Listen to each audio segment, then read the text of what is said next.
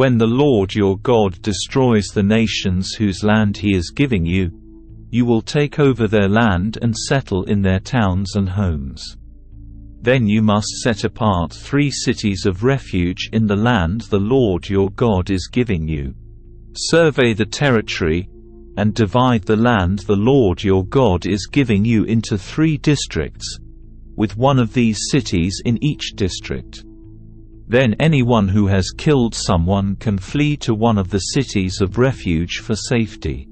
If someone kills another person unintentionally, without previous hostility, the slayer may flee to any of these cities to live in safety. For example, suppose someone goes into the forest with a neighbor to cut wood. And suppose one of them swings an axe to chop down a tree, and the axe head flies off the handle, killing the other person. In such cases, the slayer may flee to one of the cities of refuge to live in safety. If the distance to the nearest city of refuge is too far, an enraged avenger might be able to chase down and kill the person who caused the death. Then the slayer would die unfairly, since he had never shown hostility towards the person who died. That is why I am commanding you to set aside 3 cities of refuge. And if the Lord your God enlarges your territory, as he swore to your ancestors, and gives you all the land he promised them, you must designate 3 additional cities of refuge. He will give you this land if you are careful to obey all the commands I have given you, if you always love the Lord your God and walk in his ways. That way you will prevent the death of innocent people in the land the Lord your God is giving you as your special possession. You will not be held responsible for the death of innocent people. But suppose someone is hostile towards a neighbor and deliberately ambushes and murders him and then flees to one of the cities of refuge. In that case, the elders of the murderer's hometown must send agents to the city of refuge to bring him back and hand him over to the dead person's avenger to be put to death. Do not feel sorry for that murderer. Purge from Israel the guilt of murdering innocent people. Then all will go well with you. When you arrive in the land the Lord your God is giving you as your special possession, you must never steal anyone's land by moving the boundary markers your ancestors set up to mark their property. You must not convict anyone of a crime on the testimony of only one witness. The facts of the case must be established by the testimony of 2 or 3 witnesses. If a malicious witness comes forward and accuses someone of a crime, then both the accuser and accused must appear before the Lord by coming to the priests and judges in office at that time. The judges must investigate the case thoroughly. If the accuser has brought false charges against his fellow Israelite, you must impose on the accuser the sentence he intended for the other person. In this way, you will purge such evil from among you. Then the rest of the people will hear about it and be afraid to do such an evil thing. You must show no pity for the guilty. Your rule should be life for life, eye for eye, tooth for tooth, hand for hand, foot for foot. When you go out to fight your enemies and you face horses and chariots and an army greater than your own, do not be afraid. The Lord your God, who brought you out of the land of Egypt, is with you. When you prepare for battle, the priest must come forward to speak to the troops. He will say to them, "Listen to me, all you men of Israel. Do not be afraid as you go out to fight your enemies today. Do not lose heart or panic or tremble before them. For the Lord your God is going with you. He will fight for you against your enemies, and he will give you victory." Then the officers of the army must address the troops and say, "Has anyone here just built a new house but not yet dedicated it? If so, you may go home. You might be killed in the battle, and someone else would dedicate your house. Has anyone here just planted a vineyard but not yet eaten any of its fruit? If so, you may go home. You might die in battle, and someone else would eat the first fruit. Has anyone here just become engaged to a woman but not yet married her? Well, you may go home and get married. You might die in the battle, and someone else would marry her. Then the officers will also say, "Is anyone here afraid or worried?" If you are, you may go home before you frighten anyone else. When the officers have finished speaking to their troops, they will appoint the unit commanders. As you approach a town to attack it, you must first offer its people terms for peace.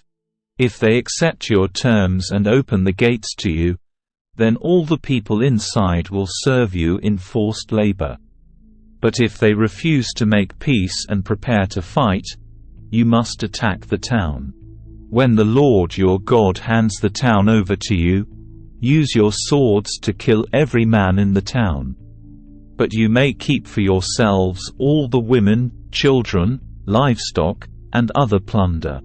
You may enjoy the plunder from your enemies that the Lord your God has given you.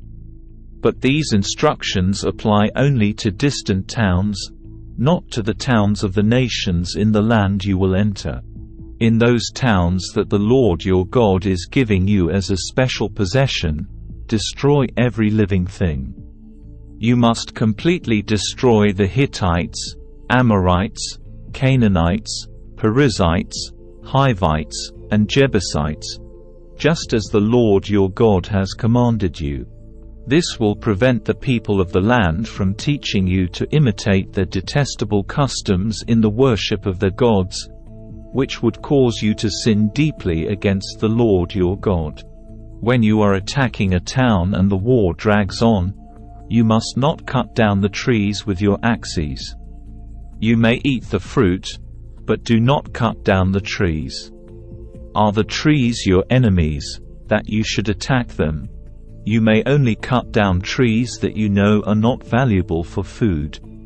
Use them to make the equipment you need to attack the enemy town until it falls. When you are in the land the Lord your God is giving you, someone may be found murdered in a field, and you don't know who committed the murder. In such a case, your elders and judges must measure the distance from the site of the crime to the nearby towns. When the nearest town has been determined, that town's elders must select from the herd a heifer that has never been trained or yoked to a plow.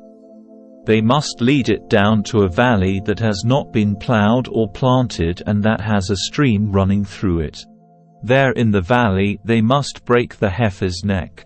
Then the Levitical priests must step forward, for the Lord your God has chosen them to minister before him and to pronounce blessings in the Lord's name. They are to decide all legal and criminal cases. The elders of the town must wash their hands over the heifer whose neck was broken.